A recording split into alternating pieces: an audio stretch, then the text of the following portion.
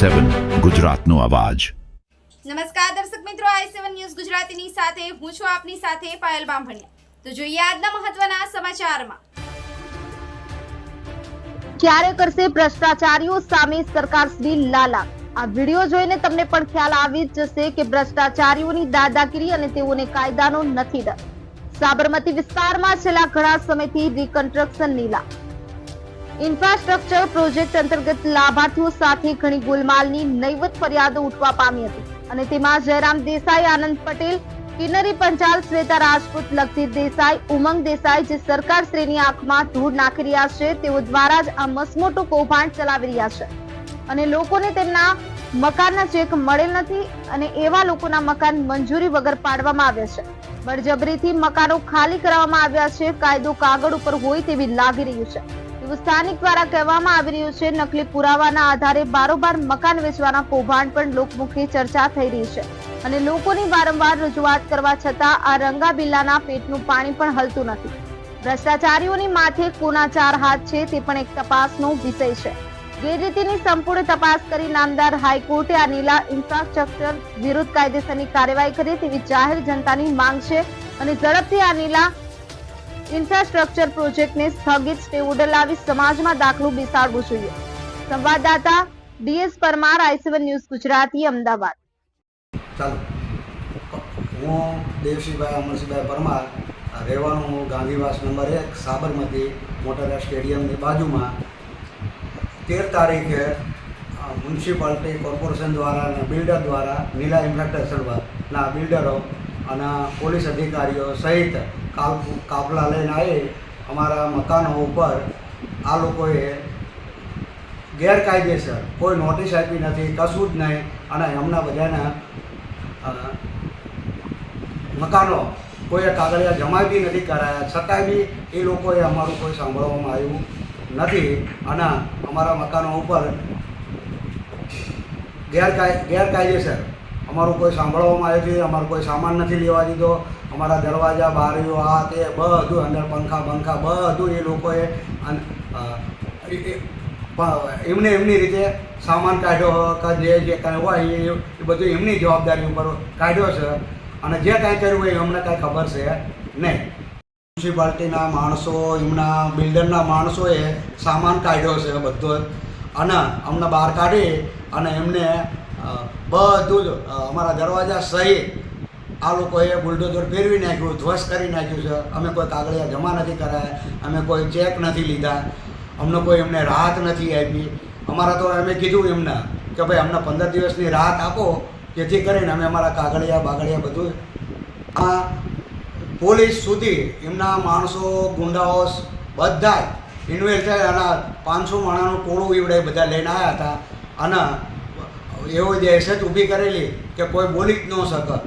જો બોલવા જઈએ તો અમારે બી જેલમાં જવાનો વારો આવે। આ પોલીસ અધિકારીઓ સુધી અમારું કોઈ સાંભળવામાં આવ્યું નથી, મ્યુનિસિપાલિટીના અધિકારીઓ બી અમારું કોઈ સાંભળ્યું નથી અને બિલ્ડર તો અમારું સાંભળે જ ક્યાંથી? એને તો ગેરકાયદેસર અમારા મકાનો ઉપર બુલડોઝર ફેરવી નાખ્યા। તો આજે અમારા બધા પરિવારો ઓછામાં ઓછા 150 પરિવારો રખડતા થઈ ગયા અને અત્યારે એમની મનમરજીથી અમારા મકાનો ઉપર બુલડોઝર ફેરવી અને રાજ કરી રહ્યા છે। ઇન્ફ્રાસ્ટ્રક્ચર દ્વારા સાબરમતી વિસ્તારની અંદર ગાંધીવાસ હરજીવનની ચાલીમાં રીડેવલપમેન્ટના પ્રોજેક્ટમાં આ લોકોએ અતિશય કૌભાંડ કર્યા છે। એમાં લક્ષિત દેસાઈ છે, જયરામ દેસાઈ છે, પછી જયરામ દેસાઈનો છોકરો છે, આનંદ પટેલ છે, કિન્નરી પંચાલ છે, પેલી રાજપૂત કરી એક લેડીઝ આવે છે એ શ્વેતા રાજપૂત છે અને મનોજ વડોદરિયા સુધી અને એક ટીવી ચેનલના કોઈ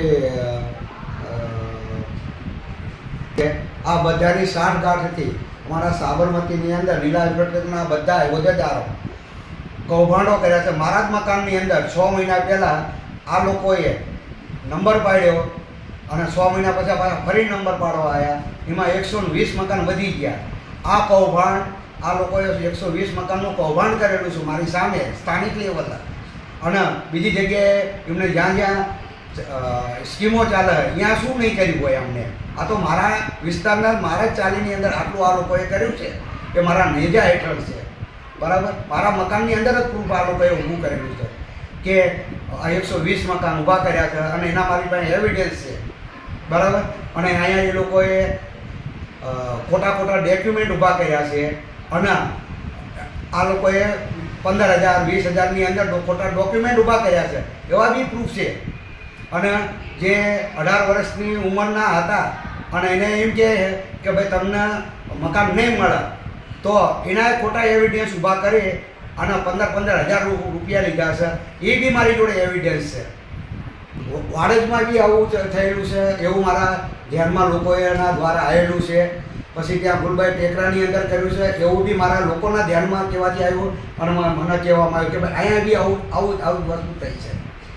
આ લોકોએ માઇનરવાળાના નકલી આધાર કાર્ડ, નકલી જન્મના દાખલા કે નકલી રેશન કાર્ડ, આ જે કંઈ પુરાવા એમને જોતો કે બધાએ આ લોકોએ 15,000 રૂપિયા લઈ અને આ લોકોએ કૌભાંડ કર્યું છે. અને છેલ્લે મને આવડે ન્યાય નહીં આપે, મારે કોર્ટમાં જવાનું જ છે. આજ નહીં તો કાલ નહીં તો પરમ દાડે હું લડવાનો છું. આ જે હું અત્યારે બોલું છું એની આ તપાસ તટસ્થ એજન્સી કરશે કે નહીં કરે, અહીંયા સ્થાનિક પોલીસ છે એ બી આની તપાસ કરશે કે નહીં કરે, એ બી એક વિષય છે. સ્થાનિક લેવલે બધા આ લોકોએ મીડિયાવાળાએ કોઈ અમારે અહીંયા આટલા મકાનો પાડી દીધા તોય કોઈ મીડિયા આવ્યું નથી. તો આ શું કહેવા માંગે છે કે વહીવટ થયો છે? તો લોકોના લોકમુખે ચર્ચા છે કે ભાઈ કોઈ મીડિયાનું આવ્યું, કાંઈનું આવ્યું, તો શું મીડિયા બી વેચાઈ ગયું છે? મીડિયા એટલે એક લોકતંત્રનો આધાર સ્તંભ છે. તો આજે મીડિયાને બી દબાવવામાં આવ્યું અથવા મીડિયા બી ખરીદાઈ ગયું છે.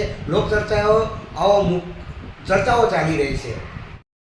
સરકાર આવા ભ્રષ્ટાચારીઓ સામે ક્યારે લાભ કરશે એવું સ્થાનિક લેવલે અને હું પોતે કે ભાઈ અમને બી ક્યારે ન્યાય મળશે કે આવી રીતે ઝૂંપડપટ્ટી ઉપર આવી રીતે ચલાવવાના હું બુલડોઝર અને આવી રીતે જ દેશની અંદર કાયદો ચલાવવાનો છે.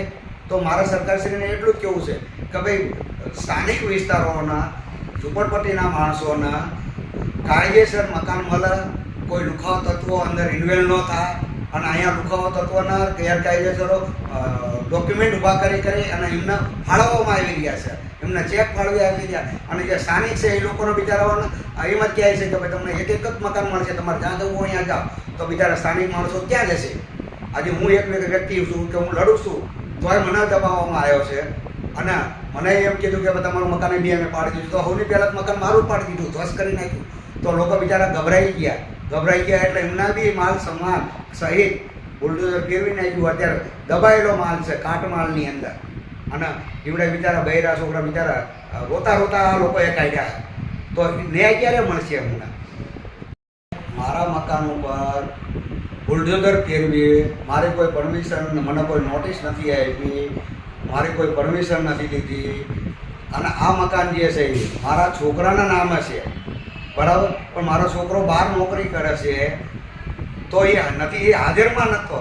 અને અમને તો ખબર પડી તો અમે અહીંયા ગયા અને અમને એ લોકોએ બહાર જ કાઢી મૂક્યા. ભાઈ તમે બહાર નીકળી જાઓ, અમારા બુલડોઝર ફેરવી નાખવાનું છે. તો અમે કોઈ ચેક નથી લીધા, અમે કોઈ ડોક્યુમેન્ટ જમા નથી કરાયા, અમારી જોડે રીતસરના અમને બાયપાસ કરવામાં આવી ગયા અને બધો ઘરનો સામાન બામાન આ તે બધું જ અંદર જ હતું. જે કંઈ હતું એ લોકો એમના માણસો દ્વારા બહાર કાઢ્યો છે અને બહાર પડ્યો અને ડાયરેક્ટ સીધા બુલડોઝર ફેરવી જ નાખ્યું. અને મને કહે તમારે જ્યાં જવું હોય અહીંયા જાઓ, અમે બેઠા અમે સરકારને અમારા ખિસ્સામાં રાખ્યું એવું મને પોતાને કીધું છે કે સરકાર જ અમારી છે, બરાબર. અને લોકમુખે ચર્ચા થઈ રહી છે કે ભાઈ આ સરકાર શું કરી રહી છે. તો સરકારશ્રીને મારા વિનંતી છે કે અમને બધાને ન્યાય આપો, આવી રીતે ન કરો. ગરીબ માણસો ક્યાં જશે આ મોંઘવારીની અંદર? અમે સ્થાનિક પોલીસ સ્ટેશન સાબરમતી ત્યાં બી અમે ફરિયાદ આપી હતી, ત્યાં બી અમારું કોઈ સાંભળવામાં નથી આવ્યું, બરાબર. તો સ્થાનિક પોલીસે બી અમને એમ કહે કે ભાઈ એવિડન્સ લાવો.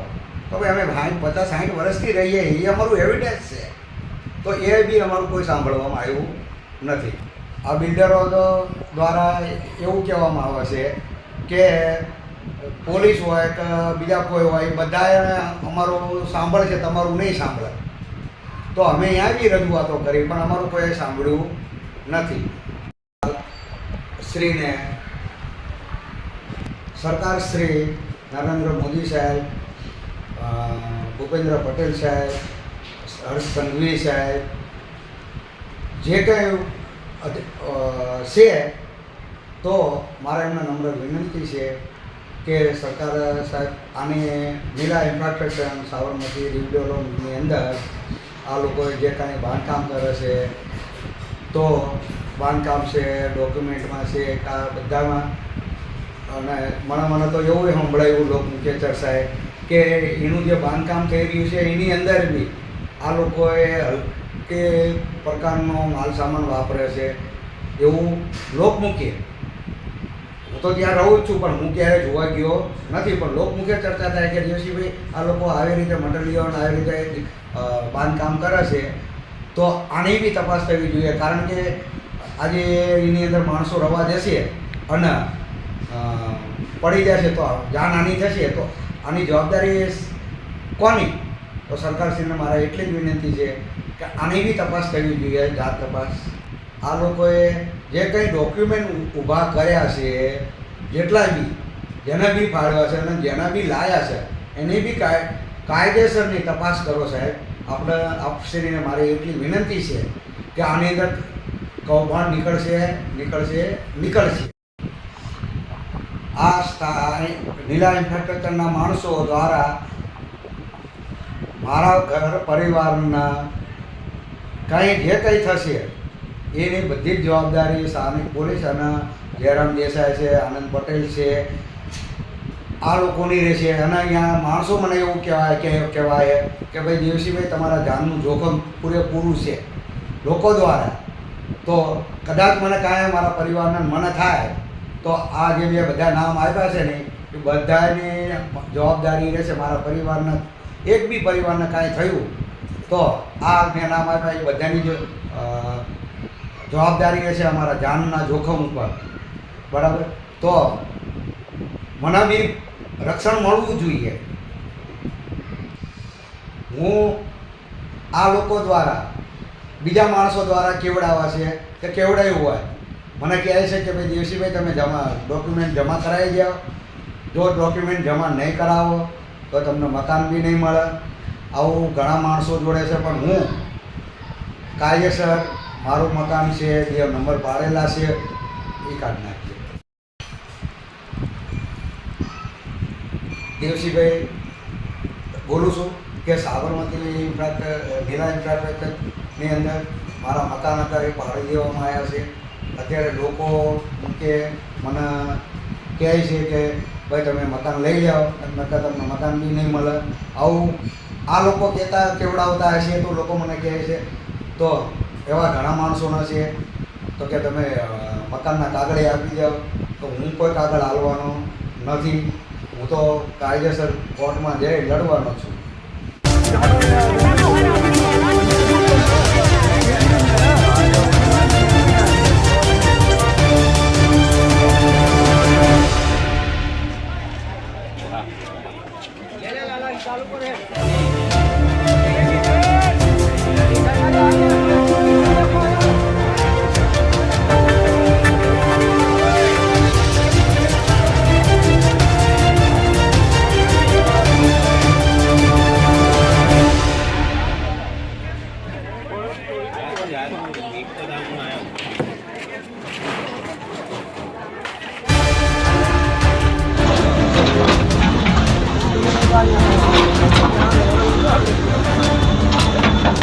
Thank you.